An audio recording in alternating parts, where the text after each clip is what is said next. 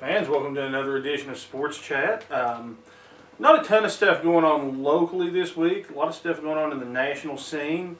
Probably, in my opinion, the biggest story this week is Jansen Jackson has returned to UT. Yeah, that's really good news for our secondary. And as a matter of fact, found out that they're the only player not to qualify this year for the entire class of 2000. It was also a 2010 sign. He was a safety named Edric Lofton. You know, all of our other signees qualified, but he's a safety that didn't. So it's good that we have Jansen back. He's It is. probably the best safety, certainly on the team, maybe in the SEC. Having him back is huge for the secondary. That secondary is probably going to be one of the strong points of the defense again this year with Jackson back. Yeah, and that helps to have a better secondary because the linebackers help the defensive line when your secondary can cover people. Because we're still pretty thin in that whole D line area. I'm still not certain if we're going to play a 3-4 or not this year. At one time, that was the plan. But, I'm still not sure about that. Yeah, to me, Malik Jackson, he's clearly our best defensive tackle. He's really undersized to play. Well, he's a defensive end playing defensive tackle. He's put on some weight. He's up to about 280 or so. But if you're going to run that 3-4, your nose tackle needs to be at 330 pounds. Oh yeah, you need a goose there. You need a because he's going to have to. He's gonna be coming up against the center and one of the tackles. basically guard. yeah. Basically in a 3-4, your nose guard has to contain both A gaps. That's the off center gaps. The one in the two hole, if you want to go by that terminology. But you need a large sumo-like man there. And a big, powerful man to block that middle up. And as odd as it sounds, he's got to be pretty coordinated to do that too. Yeah. Tony Saragusa was good at it. Dan Williams, who actually we recently had a high draft pick out of. I remember coming out of high school, he wasn't that highly rated, but he was like a 6'1", 320-pound defensive tackle. But I heard he could do a standing backflip. Pretty impressive. And when I heard that, I knew it ended up being good. I think it turned out to be a first-round NFL draft pick from the team. Excellent. He wasn't that highly regarded coming out of high school. Excellent player for the Vols. NFL's future ahead of him. He should be. Well, maybe you're right. Yeah, that's true. But it was good that we got all the signees into school. That never happened under Fuller. We would always have 5 or 6 academic casualties and probably a couple of people who were arrested before they got here. Right. I gotta say it was almost like we were Miami for a while, except without the championships. Dooley still, that ended up. Dooley got a top 10, top 12 class. It's 2 years in a row he did it, and all the players are getting into school. It's one of the things I like about Derek Dooley. He seems to have a good mind for that sort of thing. Former lawyer, former athletic director. I would love it if this would finally squash all the people who continually say that you can't recruit at Tennessee. And you hear that all the time. Every time they were talking about replacing Fulmer, you got to get a coach who's a great recruiter because you can't recruit to Tennessee. That blows my mind. I don't understand. Since General Nealon was here, Tennessee has always signed top recruiting classes. They did it under every coach. Every coach at Tennessee who ever coached here, except for the guy who immediately replaced Nealon in like 1953 and only stayed a year, has won 10 games at Tennessee. Except for Dooley, of course, and Kiffin, who was here for a year. But, Dooley, I think, will win 10 games. Kiffin would have. I really think he would have. Except for our coaches who stayed a year. They've all recruited well. Even Bill Battle didn't recruit well, but he still had two 10-win seasons and finished in the top 5 twice. But Doug Dickey, excellent recruiting classes.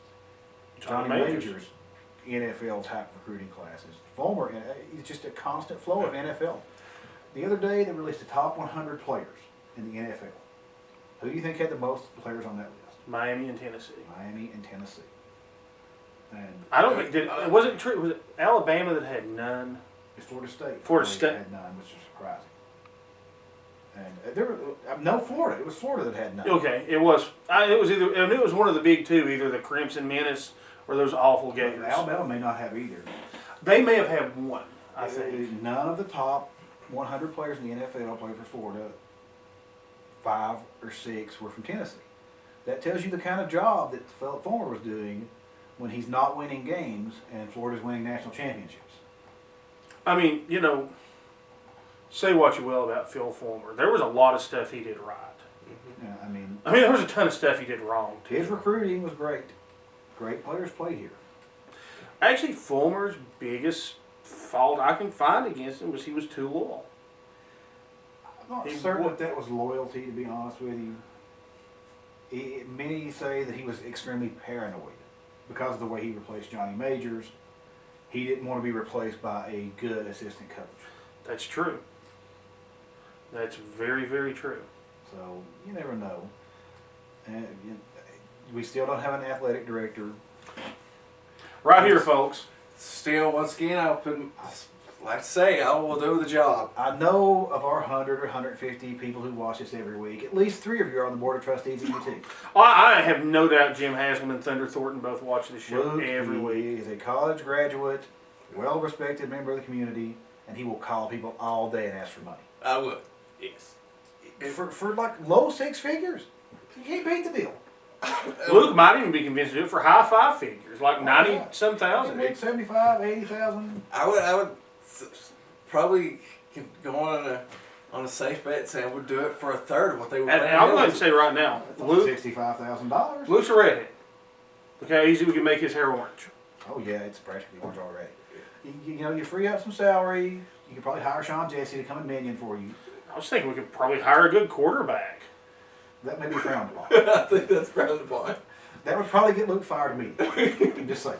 Okay, I just think I'm just saying work for Gene Chiswick, Well, yeah, I mean it works for other schools. but we get caught. Yeah, we're already in enough mess now. And I think Bray's going to be fine. He's probably not getting paid that much. Yeah, I like Bray. Bray's going to do good work for a meager salary. And, we got Justin Worley. You set every record you could set for high school quarterbacks about it, so he's going to be fine too.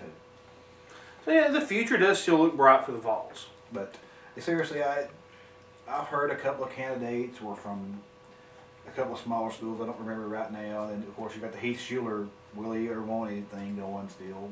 And it's interesting. We refer to the position as athletic director. It's technically the assistant chancellor over athletics. That's why Gator man Jimmy Cheek is such a big wheel in the... Basically, it could be called the chief fundraiser, and that would be plenty. Yeah. Which I'm willing to do. The college front outside of Tennessee, Ohio State has self-imposed penalties.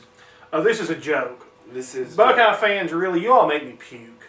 They expect their chancellor, of course, to come out with a company line. We expect the NCAA not to further penalize us after this, but they forfeited all of their wins from 2010 and the 2011 Sugar So Bowl. you still not beat an SEC team in 20 years. They take it. And they imposed 2 years probation, no scholarship reductions, none of that. The big thing that came out of it, this is a complete joke to me, they had fined Jim Tressel $250,000 and accepted his resignation.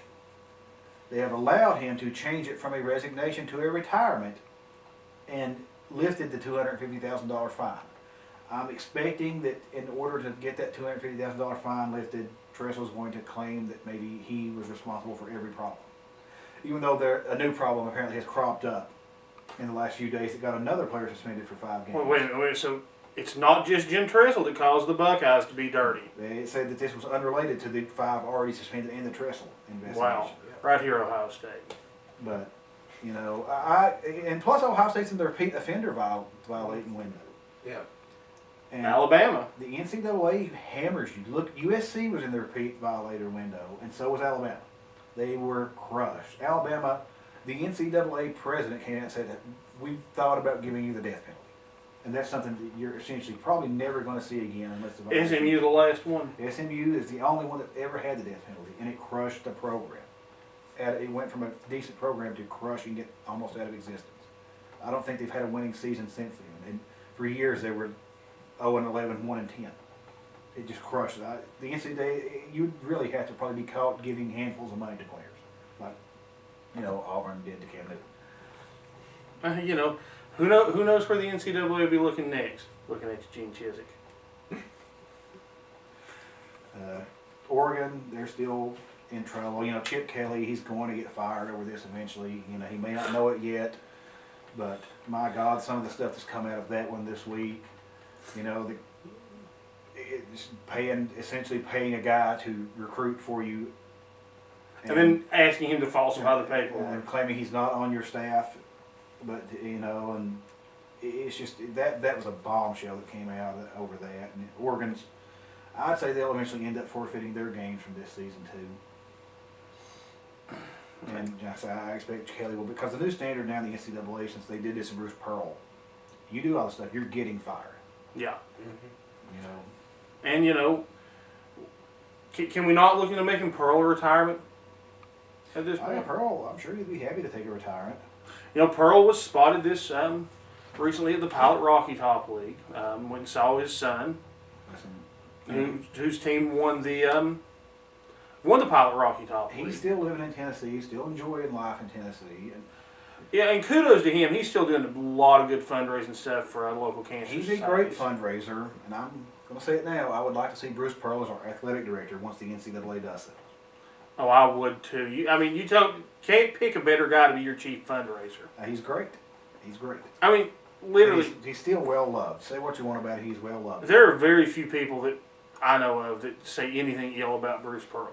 There's a few that'll say he did deserve to be fired. Kentucky fans are usually the ones that speak the most ill of it. Yeah. Kentucky fans are inbred and retarded. That's why you want to keep him around. If he's making the Kentucky fans mad, He's doing something right. that's perfect. He's doing something right. You don't want to. Everybody loved Wade Houston. Yeah. And everybody loved Philip Fulmer the last few years he was here.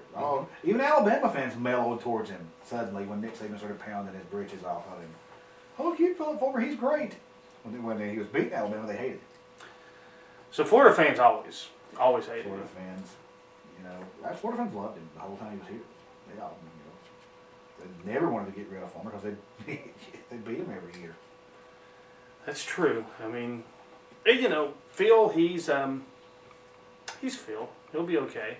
He's still doing well. I actually kind of enjoy him as an in-studio analysis guy. Well, he's still making like $750,000 a year from UT for a $6 million buyout for the next few years. He's still making more than most of That's the true. coaches over there, except for Pat Summitt, who makes the most.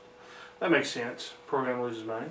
But hey, at least Pat's not racking up the NCAA violations. Sure. You never hear really any women's violators though. I mean, they claim ESPN and helped UConn get by more, and that caused a big controversy. But you're right. You never hear the women's programs being investigated. Of course, the track team's in turmoil at UT. I still no coach that I know of. The star sprinter, made freshman All-America, still planning on transferring. And Tennessee's sort of fighting that one. I'm not really sure why they would just let him go. Yeah, I mean, at that point, I'd let him go. He's not going to run for you. I mean, let him go with the contingency that he sits out a year if he goes to I would just say D1 no school. SEC school. That's fine. Some say he wants to go back and go to Florida. I would not allow that. I would say no SEC school, but if you want to go to Florida State, Miami, whatever, that's fine. Now, I saw an interesting column earlier this week talking about the SEC and obviously potential expansion, because that's one of the buzzwords in college football now. But this column actually took it so far as to say, what happens if the SEC were to expand to 2022 teams and just drop out of the NCAA entirely? What would that mean? It would mean the NCAA would kind of not be all that powerful anymore. I mean, they're talking. It was some other power schools. I mean, it was Essentially, It was basically almost all the Texas schools in Oklahoma basically you could take and Florida State. take those schools, take Florida State and Miami, and maybe USC, and form a super conference, and you wouldn't need the NCAA anymore. And at that point, you would have the Big Ten clamoring to get in with it. Oh yeah. Fans, we're about out of time for this segment of Sports Chat. We'll be right back talking about some local high school sports and other things.